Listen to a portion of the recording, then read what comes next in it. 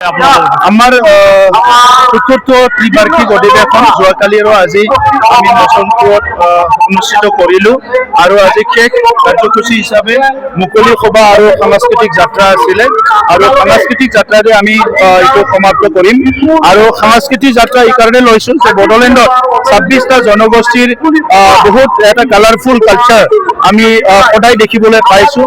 এই সংস্কৃতিটো সদায় বড়োলেণ্ডত জীয়াই ৰাখিব লাগিব।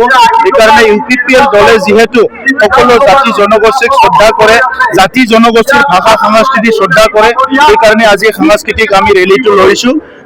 আমাৰ 2 দিনীয়া কাৰ্যসূচী আৰু প্ৰতিনিধি সভাত আমি কিছুমান কথা ঠিক কৰিলোঁ যে অহা 26ৰ নিৰ্বাচনত আমি বড়োলেণ্ড অঞ্চলত শক্তিশালী ৰূপত আমি অংশগ্ৰহণ কৰিম আৰু বড়োলেণ্ডৰ বাহিৰত কিছুমান সমষ্টিত আমাৰ দল গঠন হৈছে আৰু সেই অঞ্চলবিলাকতো আমাৰ প্ৰাৰ্থী ওলাইছে, কিন্তু ইয়াৰ কাৰণে আমাৰ বিবেচনা কৰিবলৈ, আলোচনা কৰিবলৈ আৰু কাৰ লগত এলায়েন্স হ'ব নহ'ব, আমি কাৰ লগত থাকিম, আমাৰ লগত কোনে থাকিব, এই কথাবিলাক বিবেচনা কৰিবলৈ আমাৰ ইউজিত ব্ৰহ্ম ডাঙৰীয়া মন্ত্ৰী আৰু ৰেংগৰা নাৰ্জাৰী ডাঙৰীয়া সাংসদ তেখেতসকলৰ নেতৃত্বত এটা কমিটি গঠন কৰি দিয়া হৈছে।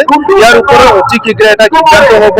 ইয়াৰ লগে লগে বড়োলেণ্ডত পুনৰ যিটো হিংসাৰ এটা পৰিৱেশ আজি ৰিপিট হৈছে, এইটো আমি দুখ প্ৰকাশ কৰিছোঁ। কিন্তু যোৱা 5টা বছৰত UPPLে সংখ্যাগৰিষ্ঠ নাছিল যদিও আমি শান্তি প্ৰতিষ্ঠা কৰিব পাৰিছোঁ আৰু এই ক্ষেত্ৰত কেন্দ্ৰ আৰু ৰাজ্য চৰকাৰে আমাক সহায় কৰিছিলে। আমি তেখেতসকলক ধন্যবাদ জনাইছোঁ।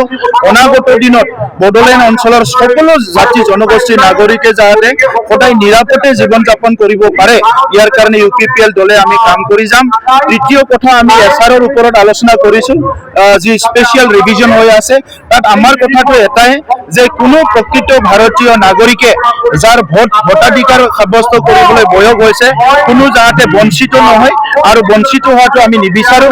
ইয়াৰ কাৰণে আইনগতভাৱে, সাংবিধানিকভাৱে চৰকাৰৰ বিভিন্ন কৰ্তৃপক্ষৰ লগত বা কনচাৰ্ণ ডিপাৰ্টমেণ্টৰ লগত আমাৰ হেঁচা প্ৰয়োগ কৰিবলৈ আমি কাম কৰিম।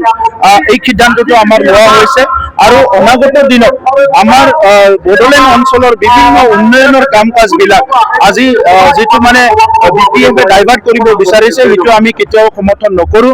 গতিকে বড়োলেণ্ডৰ ছাত্ৰ ছাত্ৰীৰ কাৰণে, বড়োলেণ্ডৰ মহিলাসকলৰ কাৰণে, যুৱ যুৱতীৰ কাৰণে, খেতিয়কৰ কাৰণে, সকলো শ্ৰেণীৰ কাৰণে প্ৰথম বড়োলেণ্ডত আমিয়ে UPPL চৰকাৰে ফ্লেগশ্বিপ প্ৰগ্ৰাম আৰম্ভ কৰিছিলে। 10টা কাউন্সিলত ক'তো কৰা নাই, প্ৰথম আমি আৰম্ভ কৰিছিলে। গতিকে সেই ফ্লেগশ্বিপ প্ৰগ্ৰামবিলাক কণ্টিনিউ কৰাৰ কাৰণে আমি আহ্বান কৰিম আৰু সেই ফ্লেগশ্বিপ প্ৰগ্ৰামবিলাকে বিভিন্ন শ্ৰেণীক যথেষ্ট সহায় কৰিব, সেইটো আমি বিচাৰিছোঁ। আৰু ইয়াৰ লগে লগে অসমৰ যিহেতু নিৰ্বাচন, অসমত বহুত ইস্যু আছে, এই ইস্যুবিলাক লৈ পেলাই UPPLে নেক্সট নিৰ্বাচনত আমি অংশগ্ৰহণ কৰিম।